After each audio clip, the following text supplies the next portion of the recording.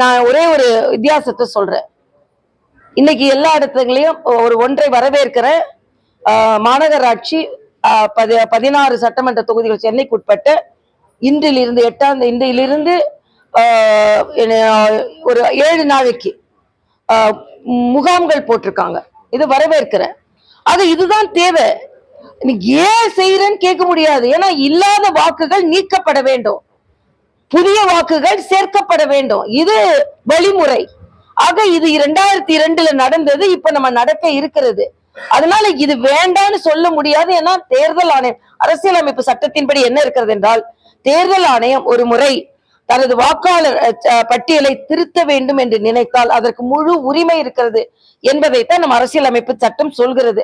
அதனாலதான் அவசரம் இல்லையே, தேர்தலுக்கு முன்னாலதானே பண்ணணும். தேர்தலுக்கு முன்னாலதானே பண்ணணும். நான் கேக்குறேன், தப்பு இருந்தா படிச்சுமைனா அதெல்லாம் இல்லப்பா தம்பி.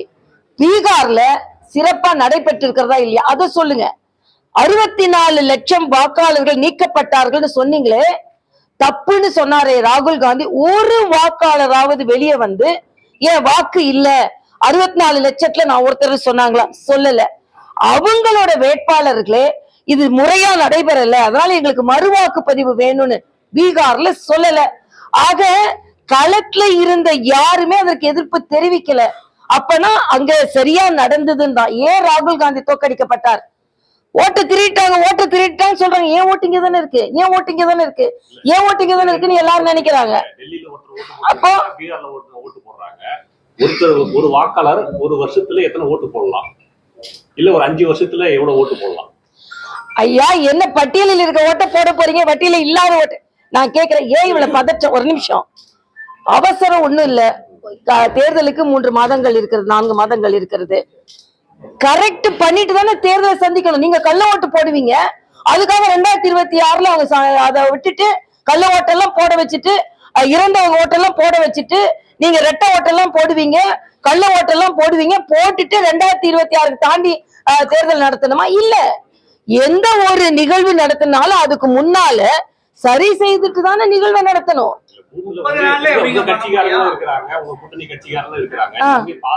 பார்க்கதானே போறீங்க, திமுகவும் பார்க்கதானே போறாங்க. உத்தேச பட்டியல் வெளியிடப்பட போகிறது.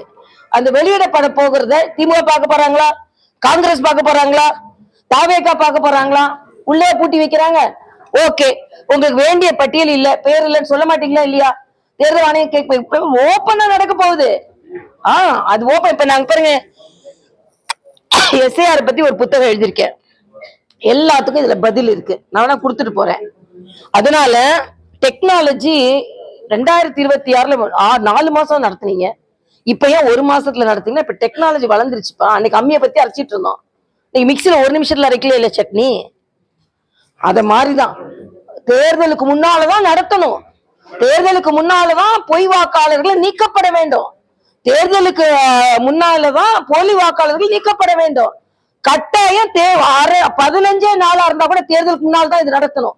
தேர்தல எல்லாம் நீங்க பண்ற எல்லா குற்றச்சாட்டும் செஞ்சுட்டு அதுக்கப்புறம் தேர்தலுக்கு பின்னால நடத்த முடியாது. நீங்க அஸ்ஸாம்ல ஏன் நடத்தல? அஸ்ஸாம்ல நடத்த போறாங்க, இந்த 1ஆம் தேதியில நடத்த போறாங்க. அதுக்கு முதலமைச்சர் வாழ்த்து சொல்லி இருக்கிறார். தேர்தல் ஆணையம் எங்க மாநிலத்துக்கு வாங்க, என்னென்ன உதவிகள் உங்களுக்கு செய்ய முடியுமோ நாங்க அதை செய்யறோம் அப்படின்னு சொல்லியிருக்கேன். ஏன்னா தேர்தல் அங்க என்னன்னா, அங்க வந்து வாக்குரிமையில சில பிரச்சனைகள் இருக்கிறது. சுப்ரீம் கோர்ட்லனால்தான் அறிவிக்காம இருந்தாங்க, அது இன்னைக்கு அறிவிச்சுட்டாங்க. அப்ப நம்ம முதலமைச்சர் என்ன செய்யணும்? இது ஒண்ணும் பாஜகவோட திட்டம் கிடையாது, இது வந்து தேர்தல் ஆணையத்தோட திட்டம். அதனால இன்னைக்கு வந்து தேர்தல் ஆணையத்தோட உறுதுணையா இருந்து நாம எல்லாருமே, தேர்தல் ஆணையம் சொல்லிட்டாங்க 50 நாங்க விநியோகிச்சிட்டோம்.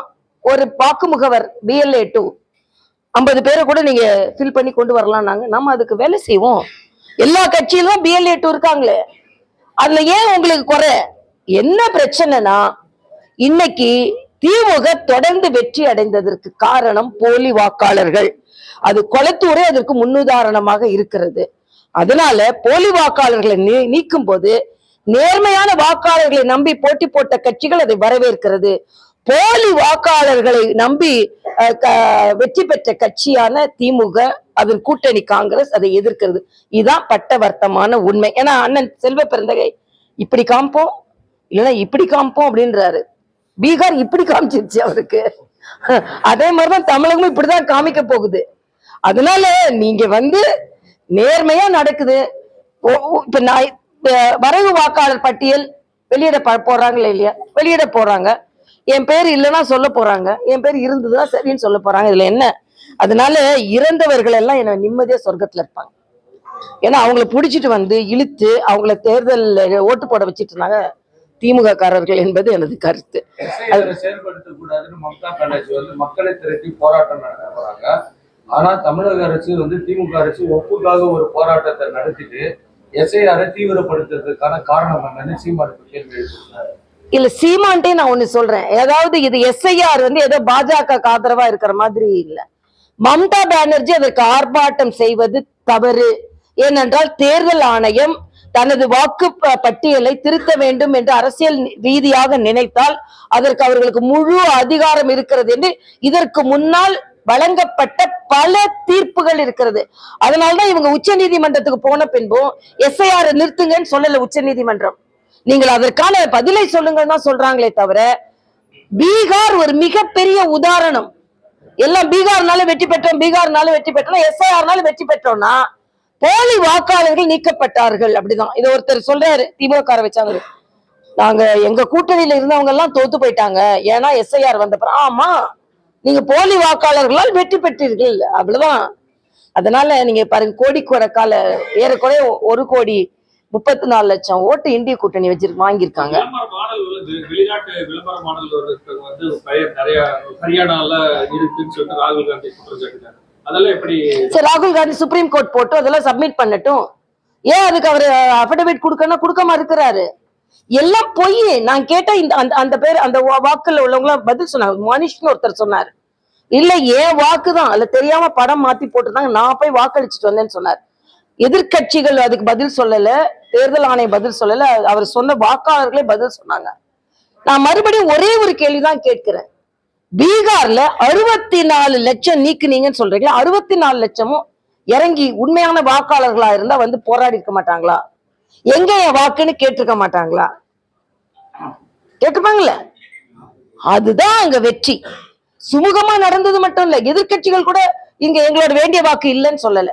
இங்க ஒன்னே ஒண்ணு, இங்க உள்ள கட்சி தலைவர்கள் டிஎம்கே சொல்றாங்க எங்க வாக்கு நீக்கிடுவாங்க, தாவேக்கா சொல்றாங்க எங்க வாக்கு. உங்க வாக்குன்னு எப்படிப்பா தெரியும்? எழுதி ஒட்டி இருக்கா? போட்ட பிறகுதானே தெரியும். அதனால நீங்க எஸ்ஐஆரை யாரும் தவிர்க்க முடியாது, எல்லாரும் சேர்ந்து. ஏன்னா திமுகவுக்கு சார் அப்படின்ற வார்த்தை கேட்டோடனே ஒரு கிளி வந்துருது. அண்ணா பல்கலைக்கழகத்துல ஆரம்பிச்சு, அண்ணா பல்கலைக்கழகம்னா இவங்களும் அண்ணா பல்கலைக்கழகத்துல கற்றவர்கள் தான். ஆனால் அண்ணா பல்கலைக்கழகத்திலே பிரச்சனை வரும்போது இந்த அண்ணா பல்கலைக்கழகத்துல பிரச்சனை வருது. அதனால நான் முதலமைச்சருக்கு நான் வேண்டுகோள் விடுக்கிறேன். உங்க அரசு ஊழியர்கள் அது ஆர்ப்பாட்டம் பண்ண அது தடுக்கப்பட வேண்டும். அரசு ஊழியர்களுக்கு நான் ஒரு வேண்டுகோள், இது உங்களுக்காகவும் உங்கள் குடும்பத்திற்காகவும் ஜனநாயக ரீதியாக நடத்தப்படுகின்ற ஒரு சீர்திருத்தம். இதில் அனைவரும் பங்கெடுக்க வேண்டும் என்பது எனது கருத்து.